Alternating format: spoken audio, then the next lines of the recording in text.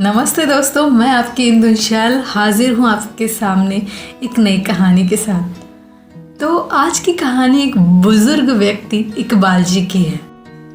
इकबाल जी की समस्या दिनों दिन बढ़ती जा रही थी। उन्हें साफ साफ नज़र आने लगा था कि कैसे काम और परिवार में बच्चे इतना ज़्यादा मशरूफ़ हो गए हैं कि बच्चों का ध्यान उनके अपने माता पिता पे अक्सर करके कम या ना के बराबर होता है। इकबाल जी बेगम जोया और 3 बच्चों के बड़े परिवार के साथ रहते थे। कहने को तो परिवार में कुल मिलाकर 16 लोग थे, लेकिन इकबाल जी और उनकी बेगम जोया के पास अक्सर करके सन्नाटा ही पसरा रहता। इतना ज़्यादा अकेलापन बेगम जोया और इकबाल जी को खाए जा रहा था।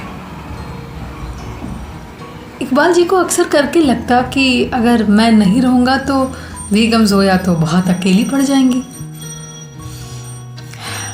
उन्हें लगता था कि मैं अपनी बात कैसे कहूँ, मैं अपनी बात कैसे समझाऊँ अपने परिवार को। काफ़ी सोचने के बाद उन्होंने सोचा कि ईद तो काफ़ी करीब है, तो क्यों ना मैं अपनी बात ईद के दिन अपने परिवार के सामने रखूं।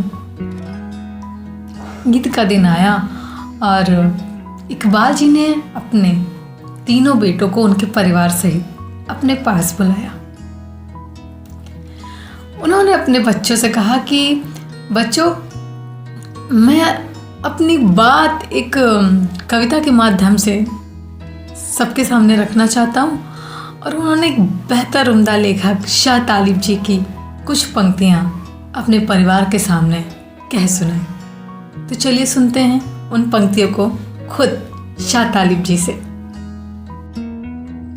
मेरे बाद मेरे बच्चों ये ख्याल रखना, मेरे बाद मेरे बच्चों ये ख्याल रखना, अपनी माँ को और ख़ुद को ज़माने के फरेबों से संभाल रखना। छुपा के अपने दिल में जो मुझसे पूछने थे वो भी कुछ सवाल रखना।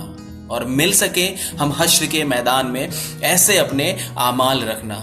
जो चुप हो तो दवा, जो खांसे तो पानी, जो रोए तो गले, जो सोए तो ठंडक में उसके कदमों में कंबल, और सिरहाने मेरी शॉल रखना।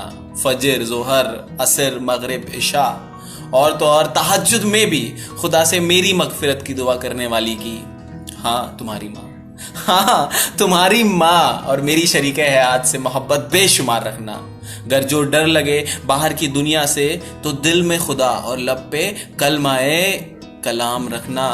गैब से मदद मिलेगी, गैब से मदद मिलेगी, तुम पुख्ता अपना ईमान रखना। मेरे बाद भी मेरे प्यारे बच्चों अपना और अपनी माँ का ख्याल रखना। ये पंक्तियां सुनकर परिवार के सभी सदस्यों की आंखें भर आईं।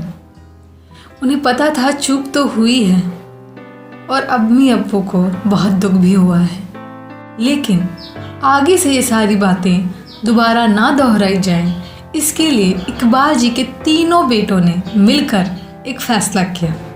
उन्होंने कहा कि बच्चे पढ़ाई खेल में कितने भी मशरूफ क्यों ना हों, आज के बाद बच्चे दादी और बाबा की कहानियाँ सुनकर ही सोएंगे। और हम तीनों कितना भी काम में व्यस्त क्यों ना हो, दिन भर में एक बार खाना अपनी अम्मी अब्बू के साथ ही खाएंगे।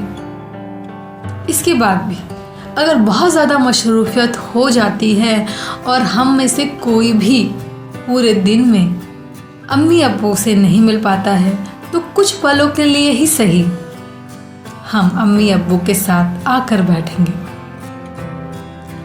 इकबाल जी को इस फैसले से बहुत राहत मिली और बेगम जोया के चेहरे पे तो मुस्कान ही खिल गई। उम्मीद करती हूँ ये सोच आपकी ज़िंदगी में भी बदलाव लाएगा, आपको भी उतना ही सुकून देगा जितना कि हमें। Thank you so much. अगली बार फिर एक नई कहानी के साथ, एक नई जागरूकता के साथ मिलती हूँ। तब तक के लिए अपना ध्यान रखें और खूब सारा ख्याल रखें। Thank you so much.